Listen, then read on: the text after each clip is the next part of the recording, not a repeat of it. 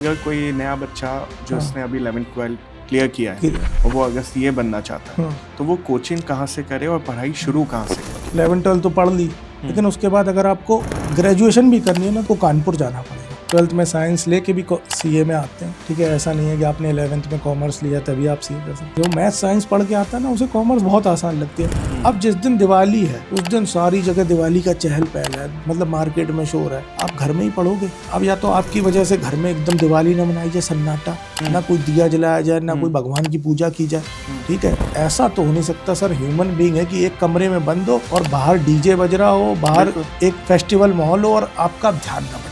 तो ये तो हम सबको पता है कि 20 से 25% बच्चे ही सीए बनते हैं। तो उस बच्चे के लिए, उस माता पिता के लिए आपका क्या मैसेज है? आपने कहा यार फॉरेन जाने को मिलेगा। अब मैंने आपको सपना दिखाया, सपना दिखाने के बाद मैंने एक दिन पहले कह दिया मैं नहीं जा रहा सर। सीए एक बार आ गया तो कंपनी लेके ही आगे चलेगा, ये वाली कहावत है सर। मैं भी जैसे personal finance, individual tax payers की रिटर्न फाइल करता हूँ तो लोग पूछते हैं, लेकिन सर आज की डेट में हमारी बात को पत्थर की लकीर नहीं है। तो छोटी शहरों में व्यवस्था नहीं थी, पर जब से कोरोना आया ना सारी चीजें ऑनलाइन। आपको समझ में आ गया कि ये कोर्स मेरे लिए नहीं है। मैं बन भी गया तो शायद मेरा मन ना लगे इसमें, मुझे मजा नहीं आ रहा। और जो लाइफस्टाइल को मेंटेन करने वाले लोन है वो बहुत ज्यादा हो, तो लोन भी अच्छी तरह से ले नहीं पा रहे लोग। आपको लोन मिल रहा है 9% में। 9% में आपने 10 लाख रुपए का लोन ले लिया, ठीक है। जापान में आप जाते हो तो बुलेट ट्रेन मिलती है, अच्छी यूनिवर्सिटी मिलती है, साफ हवा मिलती है। आप दिल्ली में आप हवा तो आप नहीं कर सकते ना साफ, कि गवर्नमेंट की रिस्पॉन्सिबिलिटी है साफ हवा, साफ नदी, रिवर्स, इन्वायरमेंट,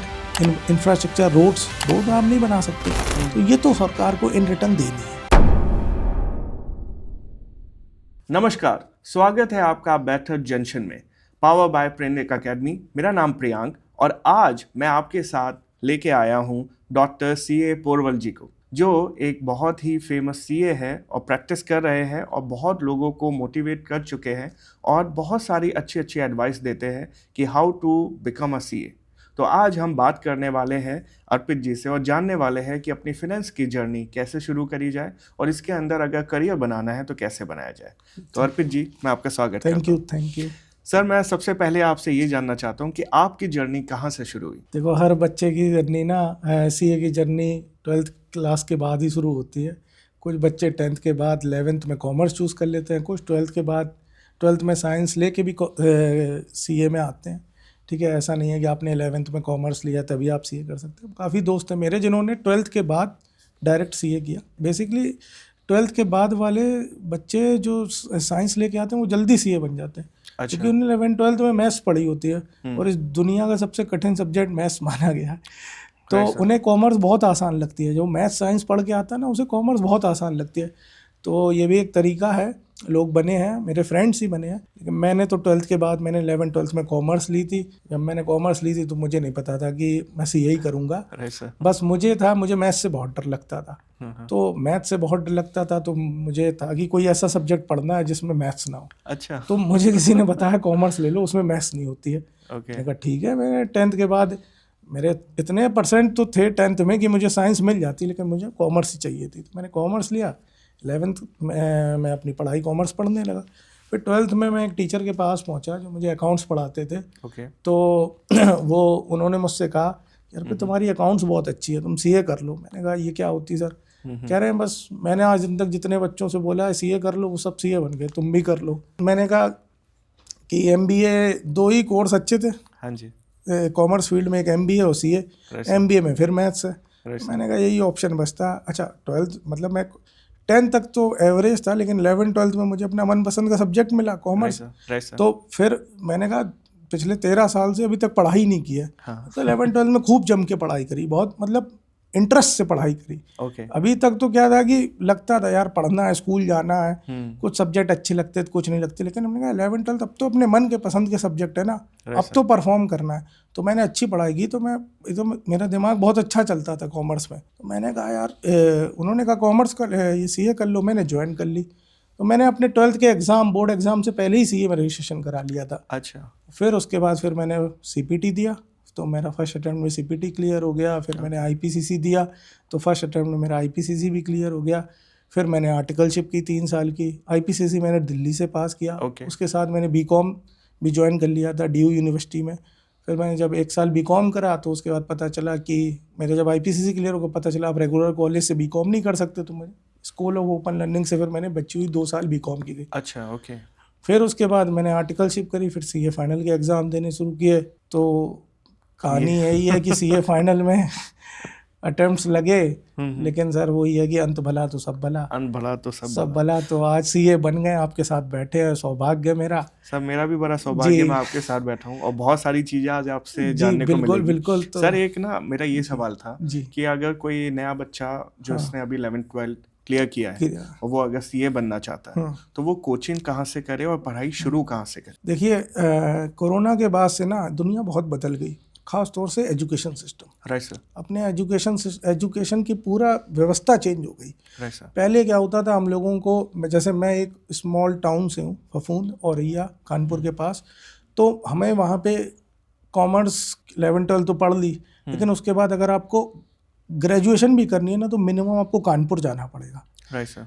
तो हमारे अच्छे परसेंट थे हमारे सब दोस्तों के, तो हम लोग सब दिल्ली आ गए कि यहाँ बीकॉम में एडमिशन लेंगे। मैंने CA में एडमिशन ले लिया था, तो मुझे बीकॉम के साथ साथ CA भी करनी थी। तो तब आपको रीएलोकेट करना था एक शहर से दूसरे। छोटी शहरों में व्यवस्था नहीं थी, पर जब से कोरोना आया ना सारी चीज़ें ऑनलाइन हो गई। आप कहीं भी बैठ के, रिमोट से रिमोट एरिया में बैठ के, आपको पेन ड्राइव क्लासेस, इंटरनेट सब जगह पहुंच गया। Right sir. जैसे ही जब ये डिजिटलाइजेशन आया, जब नोटबंदी हुई, तो इंटरनेट सबके पास, जियो आया, जियो ने सबको नेट दिया, तो सब जगह छोटी से छोटी जगह नेट पहुंच गया। राइट। आपके मोबाइल में 2 GB 2.5 GB data per day meal रहा। आप एक क्लास आपने परचेस करी ऑनलाइन पेन ड्राइव से।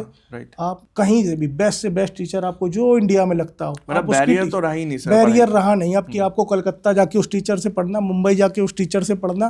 ठीक है, मुझे पता है दीपक गुप्ता सर पढ़ाते थे इनडायरेक्ट टैक्स दिल्ली में। तो वो इतना फेमस थे दिल्ली में कि वो एक क्लास पुणे में जाके लेते थे वहाँ के बच्चों को पढ़ाने के लिए। ठीक है, तो ये था कि उन्हें जाना पड़ता था। राइट। अब आज की डेट में वो यहाँ बैठ के नागालैंड का बच्चा भी पढ़ रहा है, कश्मीर का भी पढ़ रहा है, कन्याकुमारी का पढ़ रहा है उनसे। वही सर, ज्योग्राफिकल बाउंड्री तो अब हमने क्रॉस खत्म कर हो दी गई है, तो बच्चों को पास वो तो ऑप्शन आ गया अब कि कहीं से भी पढ़ाई हो सकती है। तो अब आपको रीएलोकेट नहीं करना। अगर आपको जैसे ट्रेनिंग करनी है तो आप देखो कि कानपुर में या कोई भी Tier 2 सिटी में CAs है। आज की डेट में कवरेज बहुत ज़्यादा बढ़ गई है, तो हर छोटी जगह में भी CAs हैं।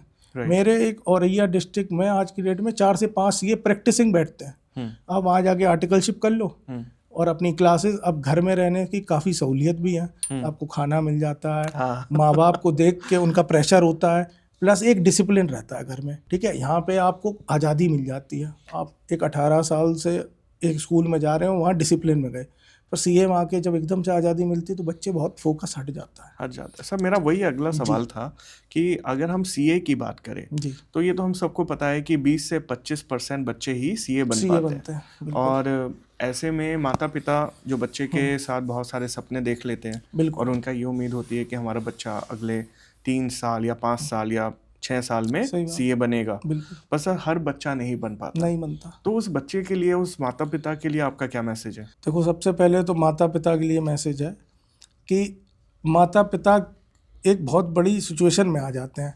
जैसे मैं हूँ, मैंने आपसे कहा कि प्रियांक जी मैं आपको 10 दिन बाद ना अर्जेंटीना ले जाऊंगा फ्लाइट से। ठीक है, अब आपका कोई मन नहीं था अर्जेंटीना जाने का, ना आप जाना चाहते थे, पर आप कभी फॉरेन नहीं गए मान लो सपोज, तो आपने कहा यार फॉरेन जाने को मिलेगा। अब मैंने आपको सपना दिखाया, सपना दिखाने के बाद मैंने एक दिन पहले कह दिया मैं नहीं जा रहा सर प्रियांक जी, आप भी नहीं जा पाओगे, कोई नहीं फिर कभी देखेंगे। अब 10 दिन से आप एक सपना देख रहे थे और एकदम से टूट गया। तो बच्चे ने डिसाइड किया CA करना।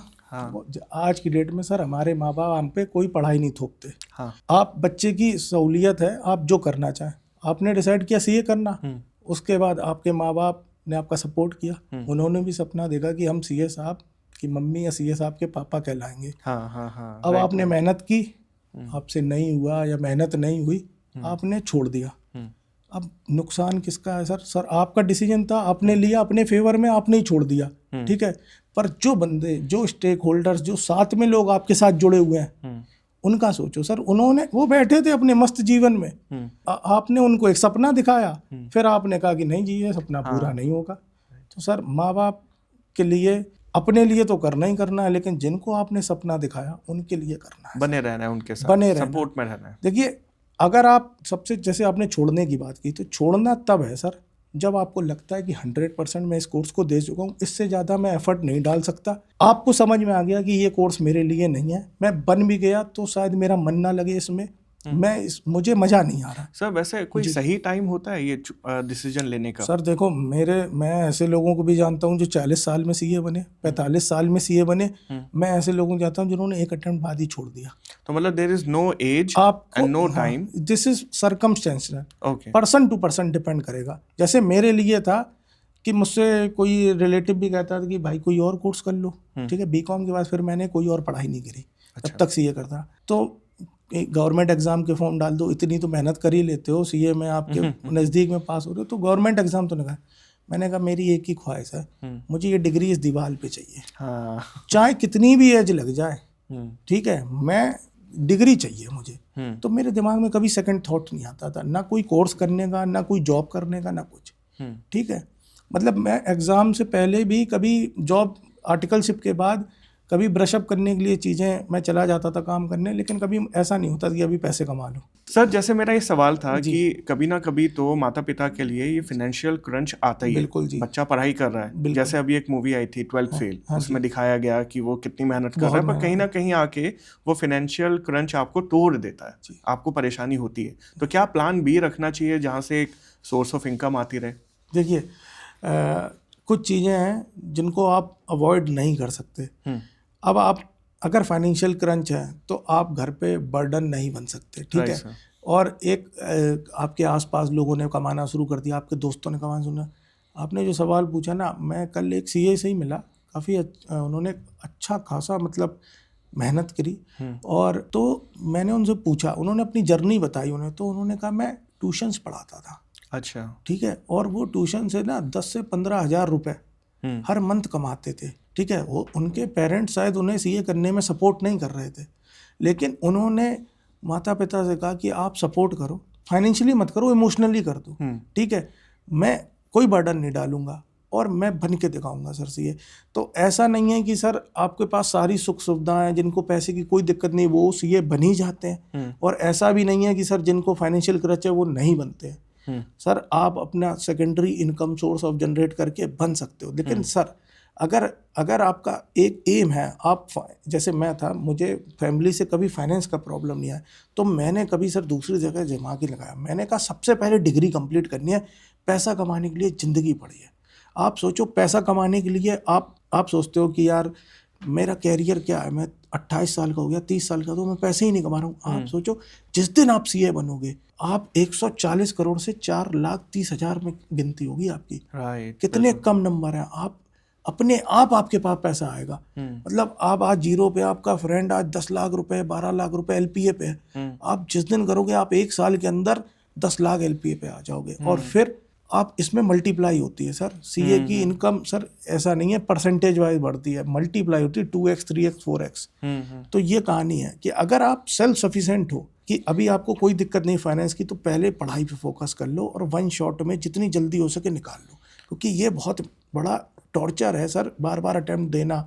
एक ही किताब सर, एक नॉवेल आप 2 बार नहीं पढ़ सकते, एक किताब आपको सर मल्टीपल बार पढ़नी पड़ती है। और सर इसमें ये भी देखा गया है कि मतलब सब लोग आपस में ये वाली बातें तो करते ही है, बिल्कुल, कि हर आदमी सीए नहीं बनता। जैसे हमने देखा, अभी हमने बात करी 20 से 25% लोग बनते हैं।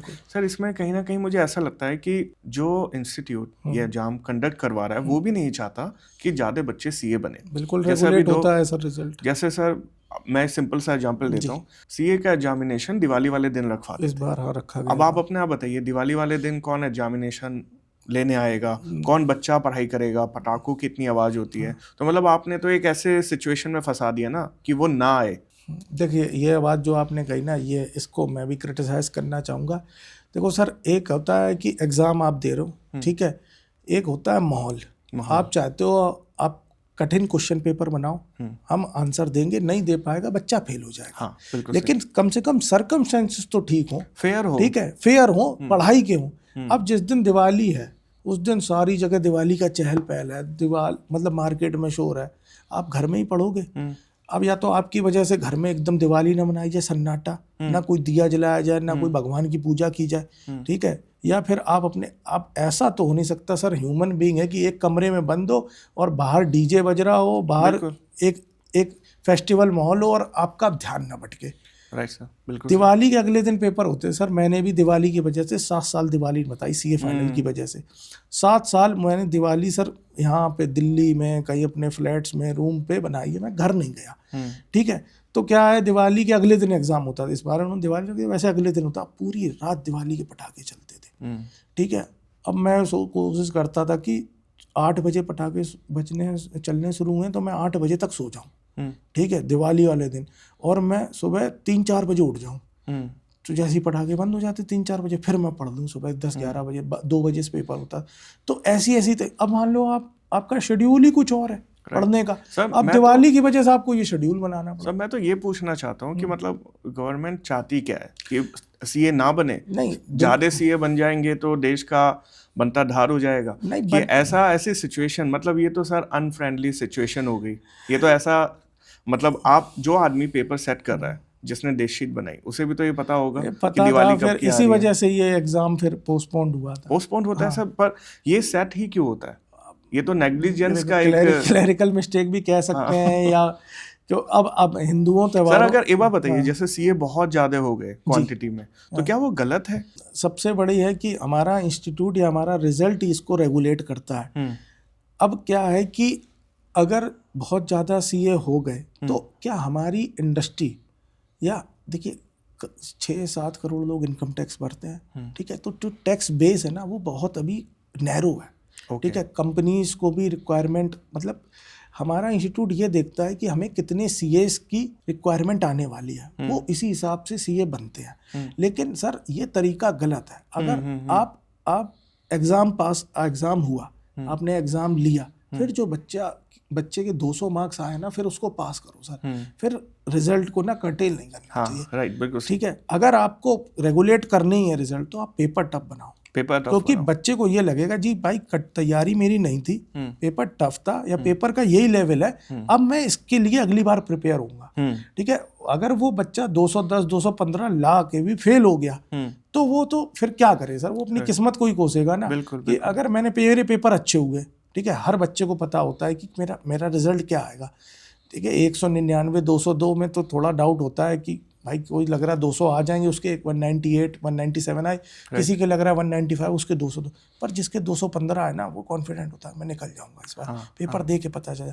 पर अब स्केलिंग हुई, स्लेजिंग हुई, उसमें आप 200 के नीचे आ गए, तो उसका मोरल कैसे बूस्ट? मोरल तो सर टूट ही जाएगा, ठीक है, क्योंकि आप पेपर टफ बनाओ ना। सीए इंस्टीट्यूट पेपर टफ बनाए सर, जितना टफ बना सके। बच्चा नहीं कर पाया ना, उसके 200 की जगह 140 नंबर है, उसे पता है सर 60 नंबर का गैप है। अब मुझे इस लेवल की तैयारी करनी है कि मैं टफ पेपर को compete कर पाऊँ, पर पेपर आसान आ रहा है पर वो फिर भी फेल हो रहा है। ये बिल्कुल फेयर बोला सर आपने, बिल्कुल फेयर। तो ये बच्चों की है सर, देखो वही हमारा इंस्टीट्यूट चला रहे हैं आज सीए। कंपनी में हो क्या रहा है आज की तारीख में? जैसे अगर आपको अपना किसी भी छोटे एंटरप्रेन्योर को अपना फाइनेंस मैनेज कराना है, वो सीए के पास नहीं जा पाता, वो फिर कोई एमबीए फाइनेंस या फिर कोई अगर बीकॉम करके बैठा है उससे अपनी बुक चेक करवा रहा है और सीए से कभी बात ही नहीं कर रहे। क्यों? क्योंकि उन्हें ऐसा लगता है कि सीए की फीस बहुत ज़्यादा है, और सीए की सर मतलब स्कैर्सिटी हो गई है, बहुत कम है, बहुत ज़्यादा अच्छे से गाइड नहीं कर पाते या लोगों को गाइडेंस मिल नहीं पाती है। वो सारी सिचुएशन भी आ जाती है ना सर। फीस भी एक रीज़न है। ऐसा होता है कि सर जैसे आप 2 तरीके की सिचुएशन है, एक तो हो गया मेट्रोपॉलिटन सिटी, एक हो गया नॉन मेट्रोपॉलिटन सिटी। अब नॉन मेट्रोपॉलिटन में काफ़ी कम लोग होते हैं जिनको ये टैक्स ब्रैकेट में आते हैं, क्योंकि इनका एंटिटी फॉर्म भी ऐसा होता है प्रोप्राइटरशिप या पार्टनरशिप, तो इनके ऊपर ज़्यादा रेगुलेटरी चीज़ें नहीं लगती हैं। जैसे सीए के पास एक डोमेन है ऑडिट, अगर ऑडिट होनी है तो वो सीए ही करेगा। अब टायर 2 सिटी में क्या हुआ कि प्रोप्राइटरशिप और पार्टनरशिप है। अब जीएसटी से पहले था वैट में एडवोकेट्स बहुत ज़्यादा एग्रेसिवली काम करते थे, केवल एडवोकेट्स ही करते थे, उनकी डिपार्टमेंट में सेटिंग्स भी होती थी और वो उनका आना जाना होता था, तो उनका काम बहुत स्मूथ चलता था। अब क्या है कि ये हर कोई ना एक चेंज को रेसिस्ट करता है हर इंसान। जैसे ही जीएसटी आया तो एडवोकेट्स भी आए, ठीक है, उन्होंने भी प्रैक्टिस की। तो अब अगर जैसे टायर 2 सिटी में वहाँ सारे एडवोकेट्स हैं। अब एक सीए जाएगा वहाँ पे, वहाँ जाएगा तो देखो पीछे वो हार्डवर्क लेके आई है, वो बैगेज लेके आया है जिसका वो प्रीमियम चार्ज करना चाहेगा। उसने अपनी जवानी के भी दिन लगाए हैं, मेहनत भी की है, प्लस वो ठीक है, वो डिफरेंस है सर एडवोकेट की नॉलेज में और हमारी नॉलेज में, वो डिफरेंस है कंप्लायंस को लेके भी और सारी चीज़ों को लेके।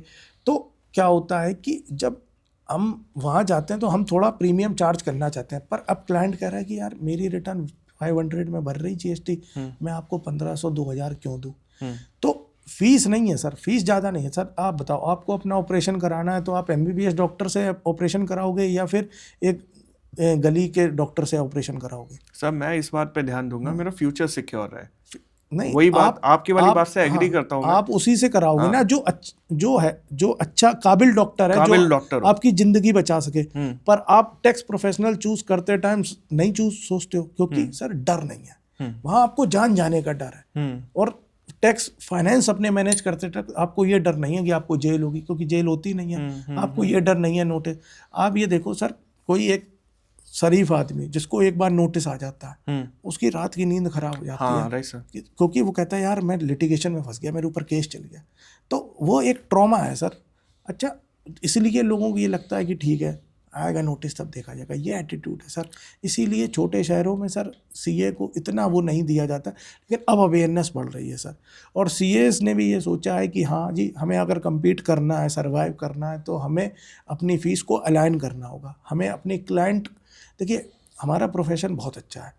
आप डॉक्टर ले लो, डॉक्टर क्या चाहेगा कि पेशेंट बीमार हो, लॉयर चाहेगा आपके ऊपर लिटिगेशन हो, ठीक है, पर सीए क्या चाहेगा आपकी फाइनेंशियल ग्रोथ हो। जितना ज़्यादा आपका सीए का क्लाइंट ना बड़ा होगा, जितना ज़्यादा उसकी ग्रोथ होगी सर, उतनी ज़्यादा हम फीस लेंगे, हमें फीस मिलती है। इससे मुझे एक और बात मतलब याद आती है, जैसे मैंने इससे पहले भी 2-4 लोगों से मिला हुआ हूँ, मैंने बात करी है, तो ये बात तो सर तय है कि जब सीए किसी कंपनी का अकाउंट हैंडल करते हैं, ठीक है, तो वो उन्हें 2-4 तरीके बताते हैं पैसे सेव करने के लिए। बिल्कुल। और वो पैसे सेव करने के लिए एथिकल हो, नॉन एथिकल हो, थोड़ा सा ऐसा मिडिल वे निकाल लेते हैं जिससे पैसा सेव हो जाए, और फिर उस कंप्लाइंस को अगले साल सेव करने के लिए दूसरा तरीका निकाल देते हैं।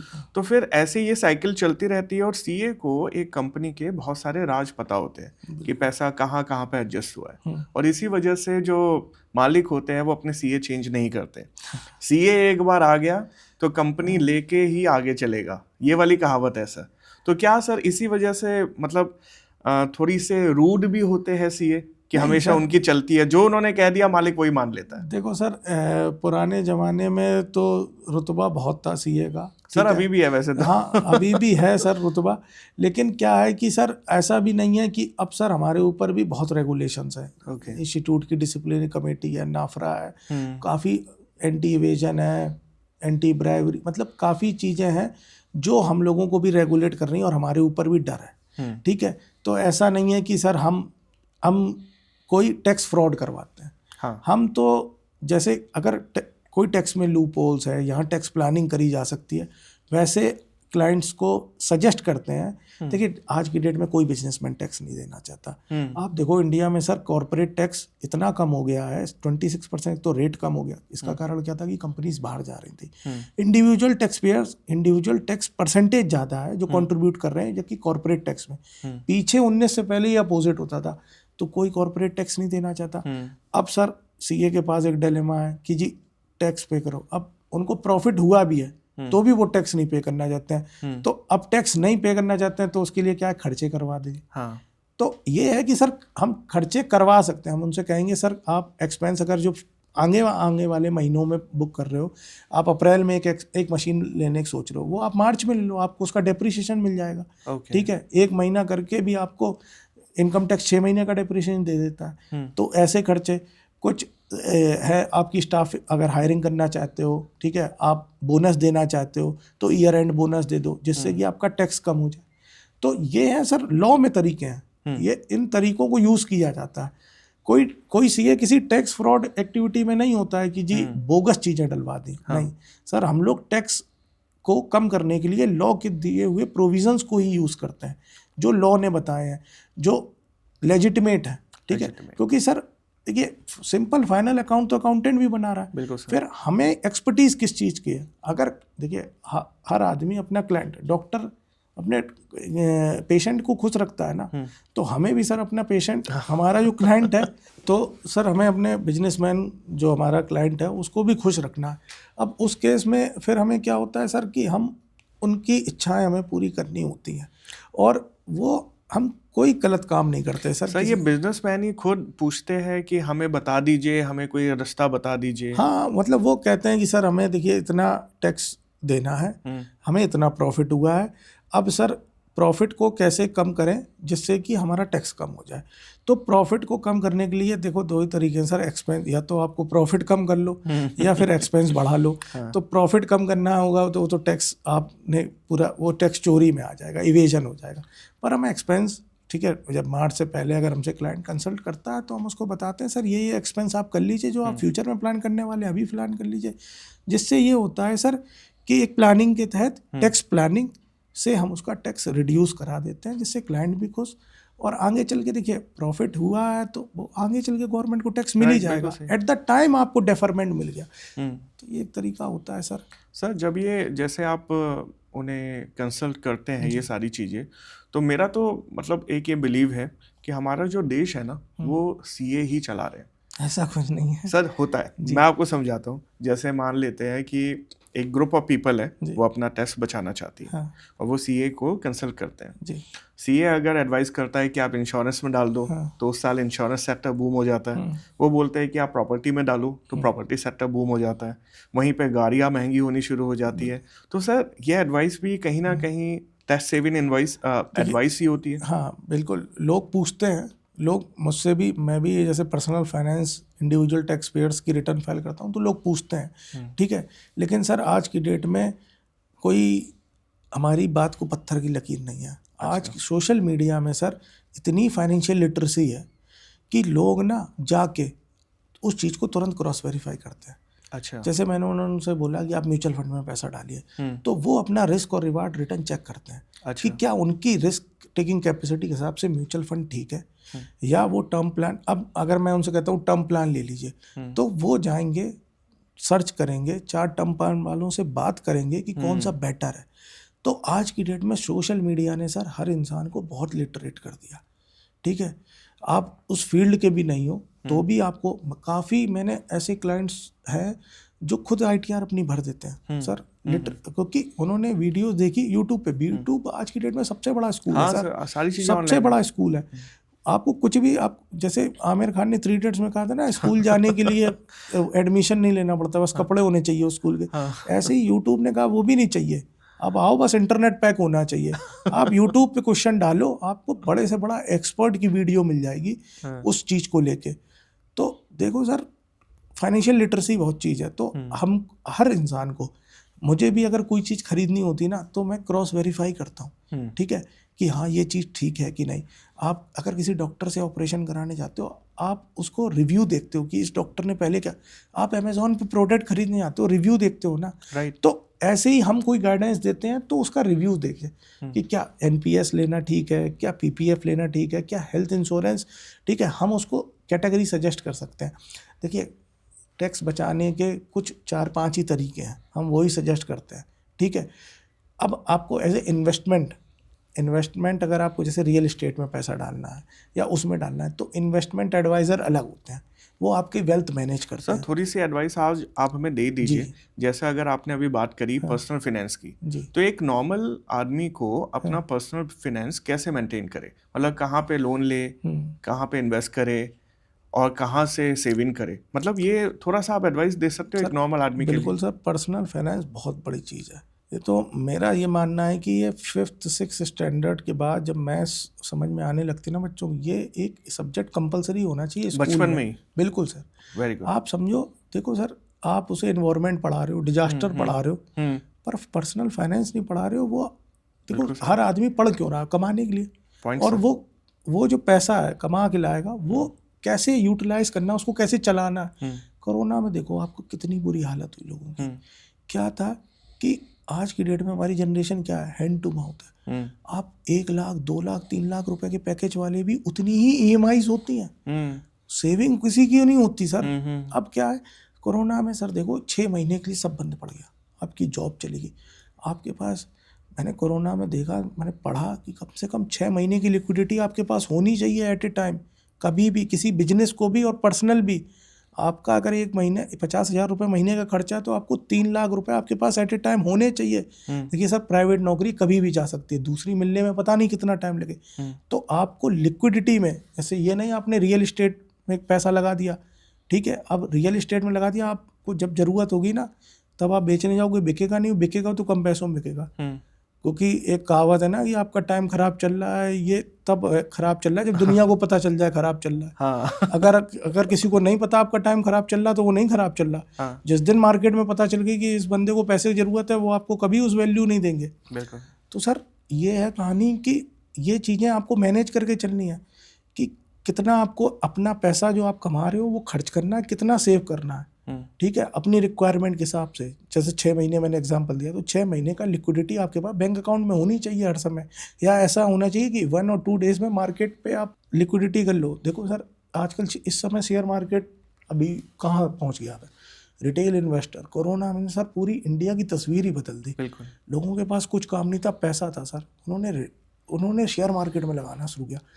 पहले क्या होता था, FII DIIs के भरोसे होता था, FII फॉरेन इंस्टीट्यूशन इन्वेस्टर, और डोमेस्टिक वाले जो LIC म्यूचुअल फंड होते हैं। अब क्या है सर, मार्केट गिरता ही नहीं है, मार्केट को झटका लगता है, रिटेल इन्वेस्टर फिर धक्का मार देते हैं, फिर बढ़ जाता है ऊपर।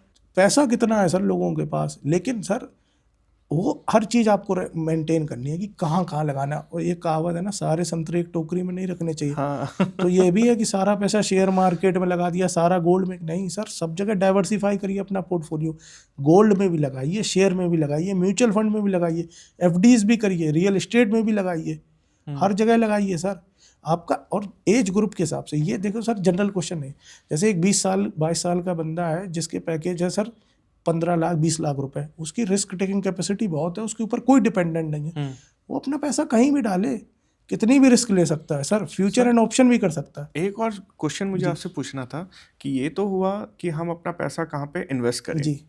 एक सर, लोन की ना बहुत बड़ी परेशानी है हमारी सोसाइटी में ना। मैं अगर आपको स्टैट बताऊं तो पिछले साल 2024 में जितने भी लोगों ने लोन लिया है ना, उसमें 24% लोन लिया गया है अगेंस्ट क्रेडिट कार्ड, ठीक है, 22% लोन लिया गया अगेंस्ट लोन, और 18% लोन लिया गया है अगेंस्ट अपनी ये जो गाड़ियाँ खरीद लिया, फिर बाकी घर वगैरह लिया।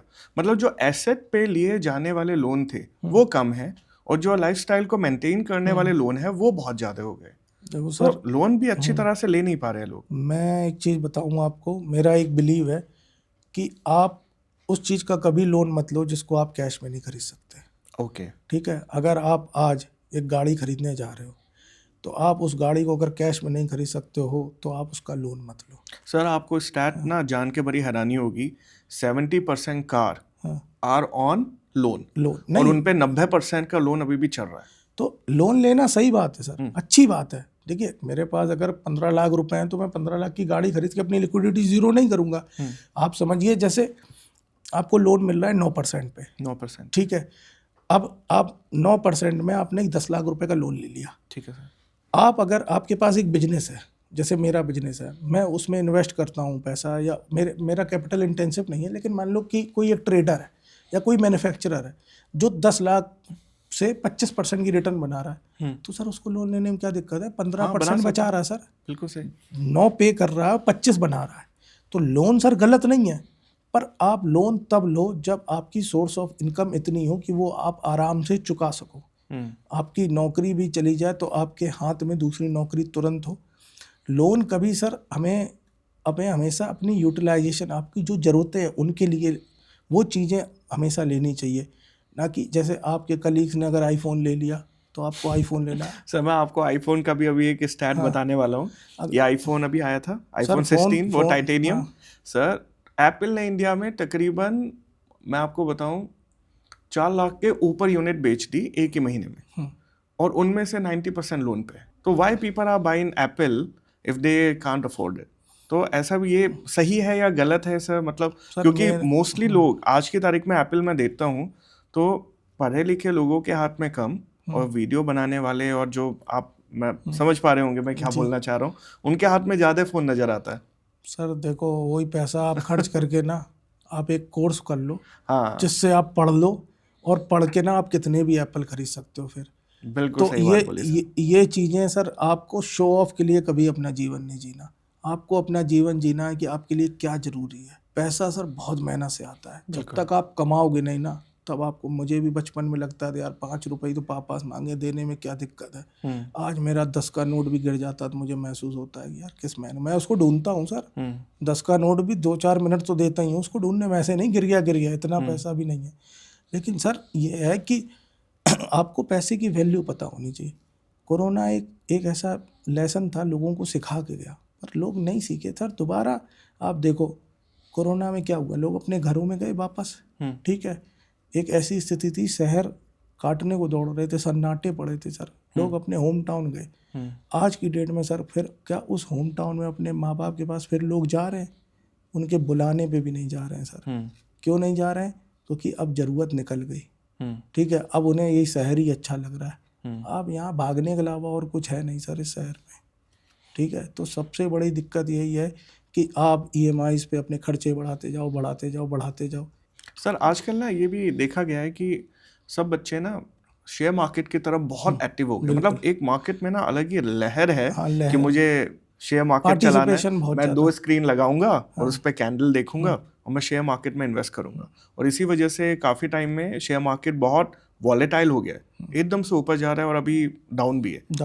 तो क्या शेयर मार्केट में इतना पैसा लगाना सेफ है? सेबी की सर एक रेगुलेशन आती है, जब फ्यूचर ऑप्शन करते हो आप, फ्यूचर ऑप्शन होता है स्पेकुलेटिव तरीका है, डेरिवेटिव ट्रेडिंग होती है।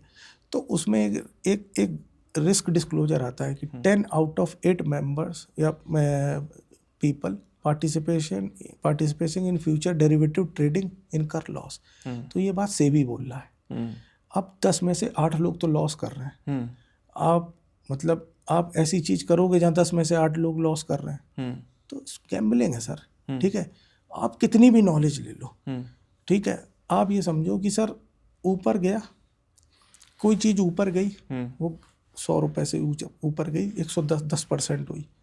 लेकिन कोई चीज नीचे गई तो वो बहुत ज़्यादा रैपिडली नीचे जाती है, ठीक है। आप मार्केट सर 1% 4 दिन बढ़ेगा, लेकिन जिस दिन गिरेगा तो 10 गिर जाएगा, 10 गिरेगा। तो वो डाउनफॉल बहुत, ये ग्रेविटी भी समझ लो कि भैया नीचे की तरफ जल्दी तेजी से आती हैं। तो आपको नॉलेज लेनी है। The faster you grow the faster you fall. हाँ, आपको नॉलेज लेनी है। अगर आपको लगता है ना कि आप इसमें कर सकते हो तो आप पढ़ाई करिए, कोर्स करिए इसमें, ठीक है।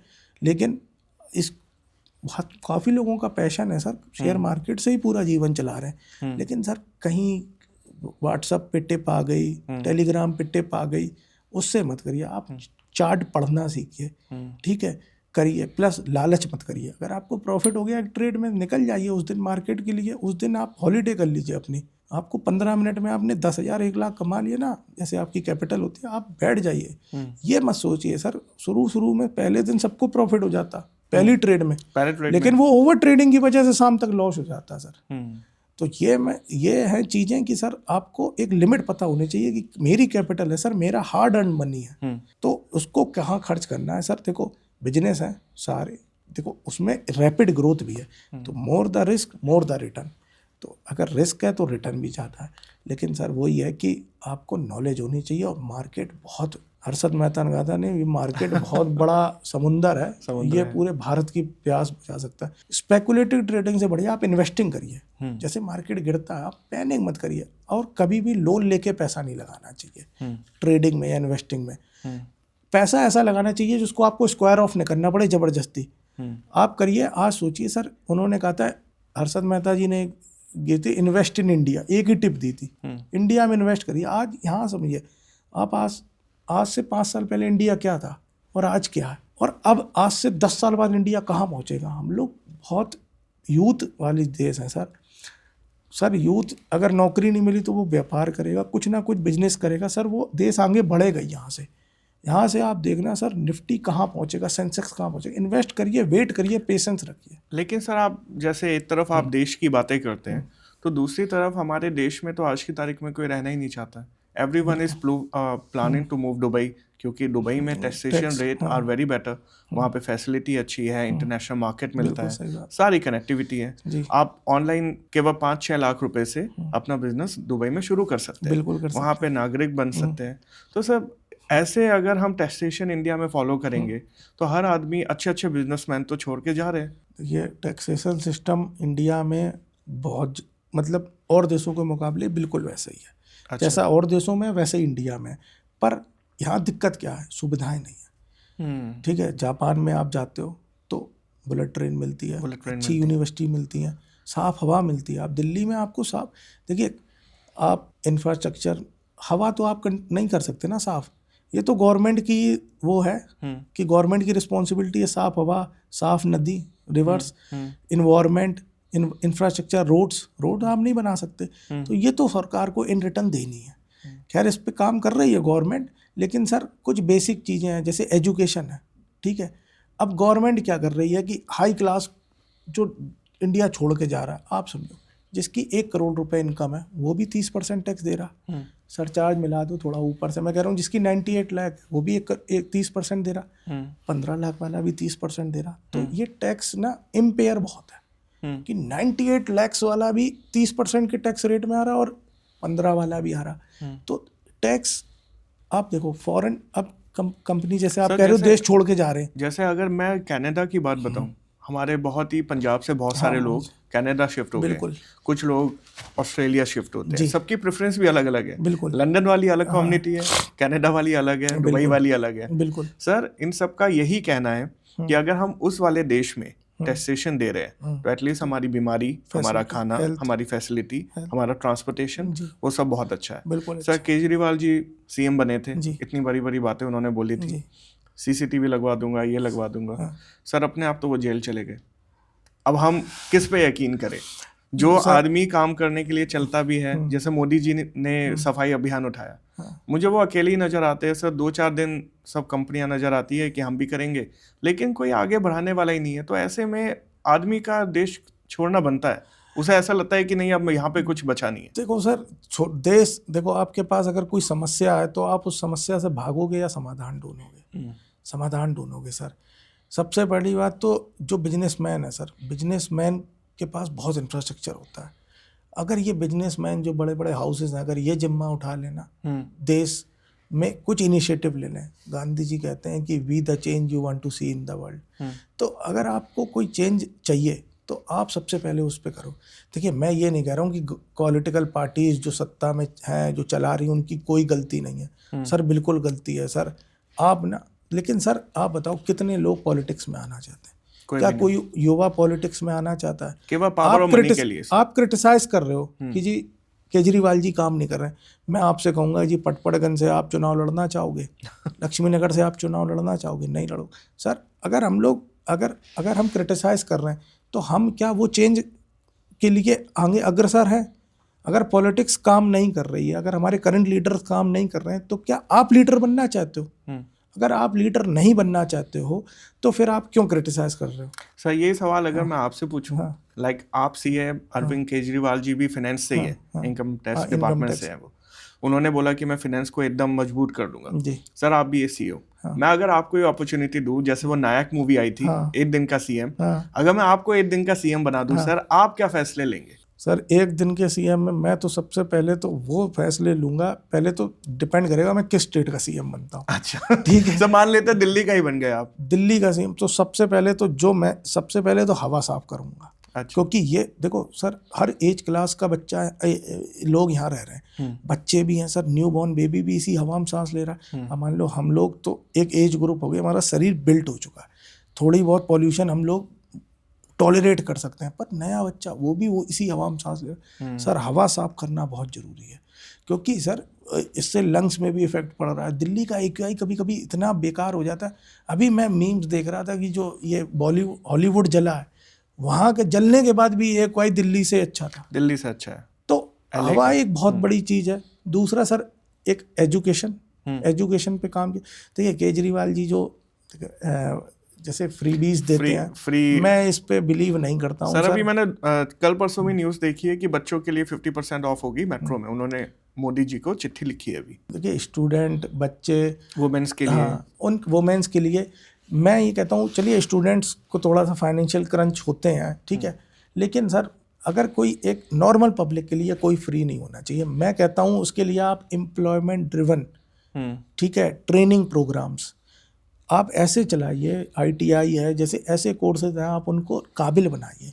सर आप एक बच्चे को कोई चीज़ फ्री दे रहे हो, उसकी बजाय आप उसको बचपन में शिक्षा फ्री दे दो, उसको पेन पकड़ा दो सर, वो काबिल बन जाएगा। आपको उसे आज आगे चल के फ्री नहीं देना पड़ेगा सर, वो खुद अपने पैरों पे खड़ा हो जाएगा, सक्षम हो जाएगा सर, वो खुद अपनी पैसे कमाएगा और खर्च करेगा। तो फ्री नहीं मिलना चाहिए कुछ भी सर, आप उसको काबिल बनाओ, उनको इसका इंफ्रास्ट्रक्चर दो, पढ़ाई करो सर, बच्चों को स्कूल में पढ़ाओ, हेल्थ करवाओ सर, ठीक है। अब अगर कोई हाँ इकोनॉमिकली वीकर सेक्शन या अंडर प्रिविलेज है, उनको लिए ज़्यादा प्रोग्राम्स बनाने की ज़रूरत है। देखो सर हॉस्पिटल में ना केजरीवाल जी इलाज करवाने जाते हैं गवर्नमेंट हॉस्पिटल में, ना केजरीवाल जी के बच्चे या कोई भी पॉलिटिशियन के बच्चे वहाँ नहीं पढ़ते। तो पहले तो अगर आपके स्कूल या आपके हॉस्पिटल इतने अच्छे हैं तो आप मैंडेटरी करो कि आप पॉलिटिशियन के बच्चे भी वहाँ पढ़ेंगे। तो आप लीडर कौन होता है? Leading from the front, example आप सेट करो ना सर, राइट, जनता अपने आप आएगी सर। राइट सर, जैसे आप बड़ी कठोर बातें बोल रहे हैं, बड़ी हार्ड है, मीठी बातें आप क्यों नहीं बोल रहे हैं? आपको क्या लगता है मीठी बातें आप अगर बताएंगे हमारे व्यूवर्स को तो टेस्ट लग जाएगा? नहीं। सही है, जो पॉपकॉर्न पे टैक्स लग गया है उसके बारे में आपका क्या कहना है? सर पॉपकॉर्न पे जो टैक्स लगा है ये सर पहले ही से टैक्स था। अच्छा। गवर्नमेंट ने जो अभी 21 तारीख को मीटिंग हुई, 21 दिसंबर को, उसमें क्लैरिफिकेशन दिया, ठीक है। देखिए GST ना गुड्स एंड सर्विस टैक्स है, ठीक है, लेकिन और सरकार जब 2017 में इसको लाई थी तो बोला था गुड्स एंड सिंपल टैक्स। अच्छा। पर ये सिंपल अब रहा नहीं। सरकार ना हर 6 महीने में तो इसे बदल, उन्हें खुद नहीं समझ में आ रहा वो क्या कर रहे हैं। हर 6 महीने में ये टैक्स बदल जाता है। कभी कोई क्लैरिफिकेशन आती है, मतलब आप 6 महीने पहले GST की किताब खरीदो, वो 6 महीने बाद बेकार हो गई, वो चेंज हो गई सर। अच्छा। उसमें आधी चीज़ें बदल गई। अब ये जो क्लैरिफिकेशन आई है, ये क्लैरिफिकेशन ये आई है कि पॉपकॉर्न को 3 कैटेगरी में बांटा है। ये सॉल्टेड प्लेन पॉपकॉर्न जो अनब्रांडेड है उसको 5%, पैकेट वाला पॉपकॉर्न है उसको 12% और कैरेमल पॉपकॉर्न है वो 18%। अब उसको 18 में क्यों रखा है इन्होंने? क्योंकि कैरेमलाइज पॉपकॉर्न में ये कहते हैं added sugar with cocoa effect होती है, जिसकी कैटेगरी अलग है, 28 है। अब उसको पहले ही से 18 में थी, वो एडिड शुगर वाली कैटेगरी 18 में ही टैक्स रेट होती है। तो इन्होंने क्लैरिफिकेशन दी कि कैरेमलाइज पॉपकॉर्न 18 में टैक्स होगा। अब जो सिनेमा हॉल में पॉपकॉर्न मिल रहा है उसको ये अनब्रांडेड पॉपकॉर्न कह रहे हैं, उसको ये नमकीन कैटेगरी में डाल रहे हैं। अगर वो नमकीन है तो वो 5 है, और वो अगर मीठा हो गया, कैरेमलाइज हो गया, शुगर आ गई उसमें, तो वो 18 हो गई। अब अगर वो अब जो सिनेमा हॉल में मिल रहा है, आप देखिए 1000 रुपये का आप टिकट खरीद के पॉपकॉर्न खरीद रहे हो, तो वो अनब्रांडेड पॉपकॉर्न है। जो सिनेमा हॉल में मिल रहा है वो 5 ही है। ओके। और एक बच्चा एक दुकान पे गया, उसने पॉपकॉर्न का पैकेट देखा, उसने कहा मुझे पॉपकॉर्न खाना है, 10 रुपये का पॉपकॉर्न पे वो 12% GST पे कर रहा है। राइट। ये तो कुछ नहीं है सर। कोकोनट हेयर ऑयल पे सर 15 साल से लड़ाई चल रही है सर। मैं वही मेरे पास ना सवाल लिखा हुआ है। सुप्रीम कोर्ट ने अभी डिसीजन दिया, एक 5% पे टैक्स होता है, एक 18 पे होता है। अगर आप, क्योंकि इंडिया में कोकोनट हेयर ऑयल 2 जगह यूज किया जाता है, तो खाना बनाने में और ब्यूटी केयर में, हेयर प्रोडक्ट में, हेयर ऑयल में। अब क्या करना है सर, अगर आप कोकोनट हेयर ऑयल लगाते हो आप, तो आपकी कंपनी क्या करेगी, उसके अब सुप्रीम कोर्ट ने कहा कि केवल उसको उस पर एडिबल लिखा है अगर, तो वो 5% पे टैक्स होगा, और अगर उस पर हेयर केयर लिखा है तो वो 18 पे होगा। तो अब कोकोनट हेयर ऑयल जो कंपनी बना रही ना, उसको अपने बोतल पे ना हेयर एडिबल लिख देना है। राइट। तो आप अगर कोकोनट हेयर ऑयल लगाते हो तो आप 5 दोगे, और कोई आलमंड लगा रहा है तो वो 18 देगा। तो ये तो बड़ा स्मार्ट मूव हुआ ना सर, क्योंकि सरकार ने एडिबल लिख दिया, तो अब सर में लगाने वाले जो ब्यूटी केयर को भी लोग एडिबल लिख देंगे। ठीक है। अब वो कह रहा है लगा रहा है सर में, तो मैं क्या करूं, मैंने तो एडिबल लिखा है कि खाने में यूज करो। कोकोनट तो वही है सर। बड़ा अच्छा लगा सर आपसे ये सारी चीज़ों पे बात करके, एंड बहुत ही मतलब गहरी डिस्कशन हुआ और बहुत सारी चीज़ें जानने को मिली। मतलब हमें ये भी पता चला एक नॉर्मल आदमी को कैसे ये सारी चीज़ें करनी चाहिए। Thank you so much sir. तो ये थे CA अर्पित जी, जिन्होंने आज हमें इंडियन इकॉनमी के बारे में इतनी सारी चीज़ें बताई। सारी चीज़ें जो आपके ही सवाल थे जो आपने पूछे थे, वो सारी चीज़ों के बेबाक तरीके से इन्होंने बहुत अच्छे जवाब दिए।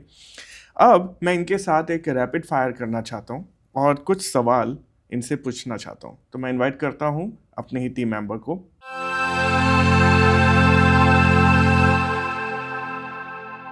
Hello sir, hello. Are you ready for the rapid fire? Yes yes. CA और सीएमए? सीए। व्हाई?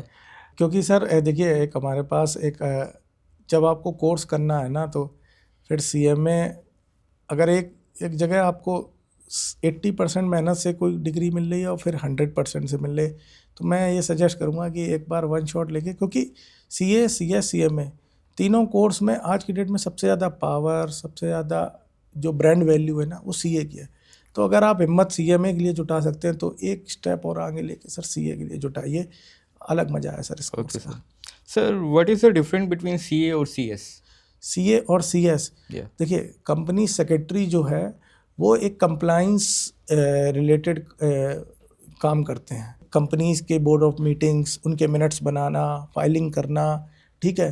पर सीए के पास काफ़ी डोमेन है। जैसे हमारे सीए फाइनल में अब 6 पेपर हैं, पहले 8 होते थे, तो वो हर पेपर एक अपने आप में डोमेन है। अकाउंट, फाइनेंशियल रिपोर्टिंग, जिसमें हम अपनी बुक्स कंपनीज की बनाते हैं। फाइनेंशियल मैनेजमेंट, जिसमें कंपनी के फाइनेंसेस मैनेज होते हैं। टैक्सेशन एक अलग फील्ड है। तो बाय इनका स्कोप ज़्यादा है, सीए का स्कोप ज़्यादा है बजाय सीएस का। सीएस का स्कोप लिमिटेड है कंपनीज की कंप्लाइंसेस को लेके और उससे रिलेटेड काम को लेके, मिनट्स, मीटिंग और ड्राफ्टिंग, इन सब को लेके। तो सीएस का स्कोप अलग है, सीए का स्कोप अलग है, दोनों के स्कोप में अंतर है। Okay sir. Sir, big 4 companies और आर्टिकलशिप? आर्टिकलशिप के लिए सर देखिए, बिग 4 एक ब्रांड के साथ आता है, ठीक है, और वहाँ पे आपकी आर्टिकलशिप लगती है तो आपको शायद हो सकता है 3 साल, अब 2 साल की आर्टिकलशिप है तो 2 साल एक ही काम करें, आप उस फील्ड के एक्सपर्ट हो जाएं, ठीक है। अगर आपको जॉब में जाना है तो मैं सजेस्ट करूँगा कि बिग 4 में आर्टिकलशिप करिए, ठीक है, क्योंकि वो अपने आर्टिकल को कंज्यूम कर लेते हैं। और अगर आपको प्रैक्टिस में आना है तो फिर आपको चाहिए सारे काम आने चाहिए, तो वहाँ मीडियोकर या सेमी मीडियोकर फर्म ज़्यादा बेनिफिशियल है क्योंकि उनके पास डाइवर्सिटी होती है। Sir, what do you like, audit और टैक्स?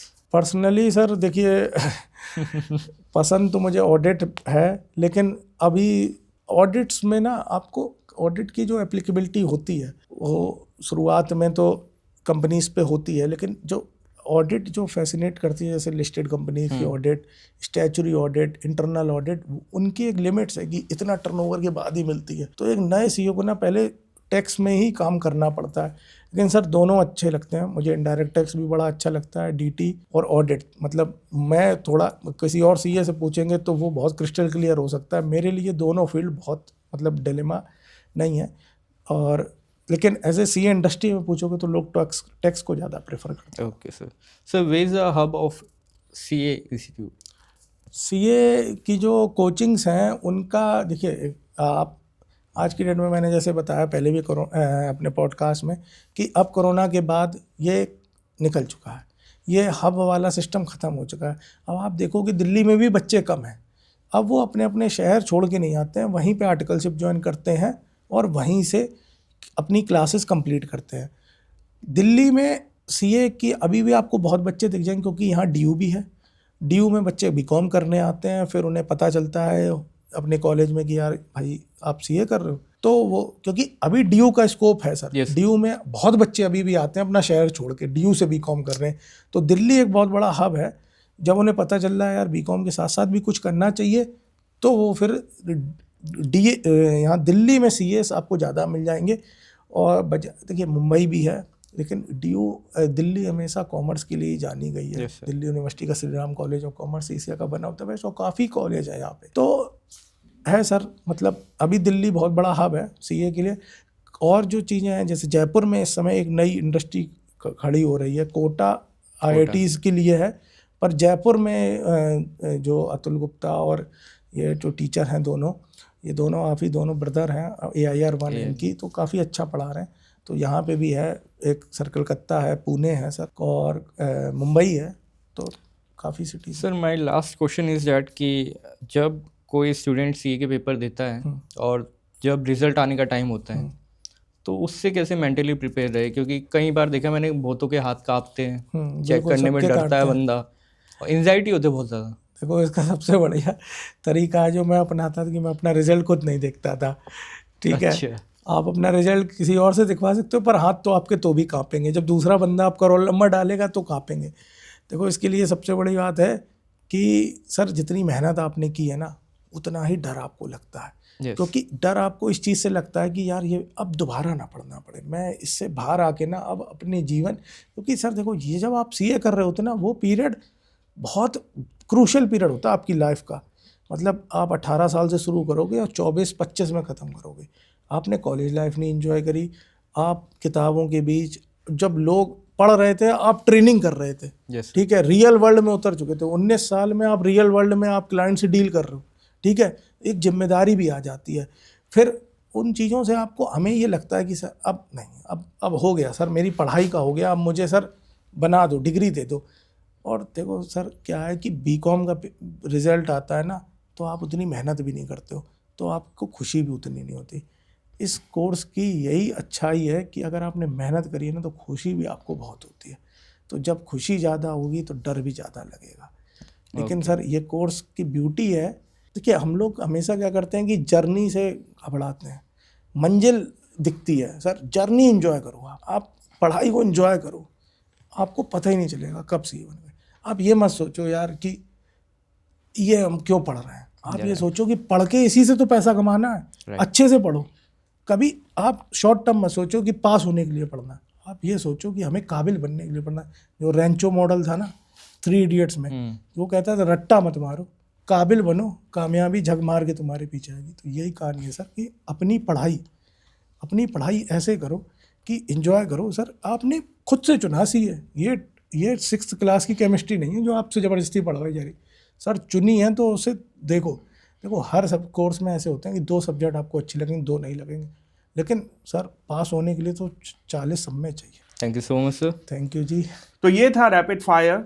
आई होप आपको ये पूरा पॉडकास्ट पसंद आया होगा, जिसके ऊपर हमने पर्सनल फाइनेंस, सीए कैसे बने, किस तरीके से अपने टैक्सेशन को मेंटेन करें और किस तरीके से अपने आप अवेयर रहे आने वाले फाइनेंशियल चैलेंजेस और अपॉर्चुनिटी के लिए। ये था बैठक जंक्शन का एक पॉडकास्ट पावर बाय प्रेनिक अकेडमी।